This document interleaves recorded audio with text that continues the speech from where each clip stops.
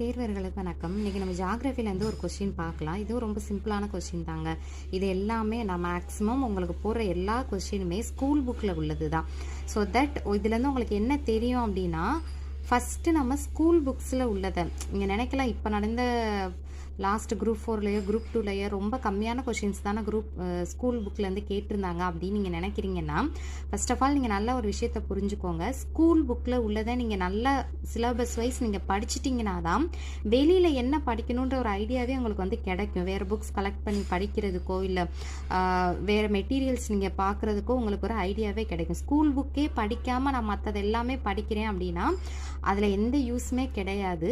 தயவு செஞ்சு syllabus wise school புக்கில் உள்ள இன்ஃபர்மேஷன்ஸை ஃபஸ்ட்டு ஷெடியூல் போட்டு பிரித்து தனித்தனியாக படிச்சிருங்க.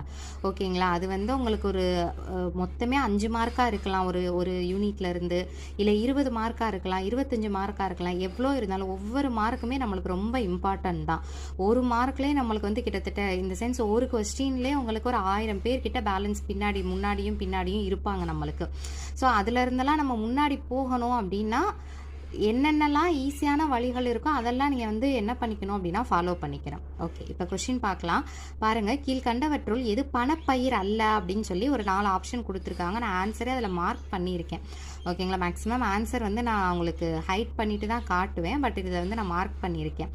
சரி, இப்போ இதுக்கான ஆன்சர் உங்களுக்கு எங்கே இருக்கும் அப்படின்னு பார்த்தீங்கன்னா 10th ஸ்டாண்டர்ட் சோஷியல் புக்கில் ஜாகிரஃபியில், ஓகேங்களா, இந்தியாவில் வேளாண்மை அப்படின்னு சொல்லிட்டு ஒரு 3வது லெசன் இருக்கும். அதில் தான் இருக்கும். பாருங்களேன், இந்தியாவில் சாகுபடி ஆகக்கூடிய பயிர்களை மொத்தம் எத்தனை பிரிவுகளாக பிரிக்கிறாங்க? 4 பிரிவுகளாக பிரிக்கிறாங்க. உணவு பயிர், வாணிப பயிர்கள், தென் தோட்டப்பயிர், தோட்டக்கலை பயிர்கள் அப்படின்னு சொல்லிட்டு. சரிங்களா? இப்போ நம்மள்ட்ட என்ன கேட்டிருக்காங்க? வாணிப பயிர்னாலும் பணப்பயிர். வாணிபம்னா என்னது? நம்ம சேல்ஸ் பண்ணுறோம் இல்லையா? அது மூலமாக நம்மளுக்கு என்ன கிடைக்கும்? பணம் கிடைக்கும். அதைத்தான் வாணிப பயிரோட இன்னொரு பேர் தான் என்னது? பணப்பயிர்கள் அப்படின்றது. அப்போ கரும்பு, புகையிலை, பருத்தி, சணல், எண்ணெய் வித்துக்கள் இதெல்லாம் விளைவிச்சாலும் நம்மளே வச்சுக்கிறது கிடையாது. கண்டிப்பாக வாணிபத்துக்காக உள்நாட்டுக்கோ வெளிநாட்டுக்கோ நம்ம என்ன பண்ணிடுவோம்? ஏற்றுமதி பண்ணுவோம். ஓகேங்களா? இப்போ இதுவே காஃபின்னு ஒரு ஆப்ஷன் இருந்தது இல்லையா? அது எந்த பயிரில் வருதுன்னு பாருங்களேன். தோட்டப்பயிரில் வந்துடும். ஓகேங்களா? காஃபி, தேயிலை, ரப்பர்லாம் எதில் வந்துடுது? தோட்டப்பயிர்களில் வந்துடுது. என்ன? எது பணப்பயிர் அல்ல? அப்போ காஃபின்றது தான் என்ன கிடையாது? பணப்பயிர் கிடையாது. ஏன்னா அதெல்லாம் என்னது? தோட்டப்பயிர்களில் வரக்கூடியது. ஓகேங்களா?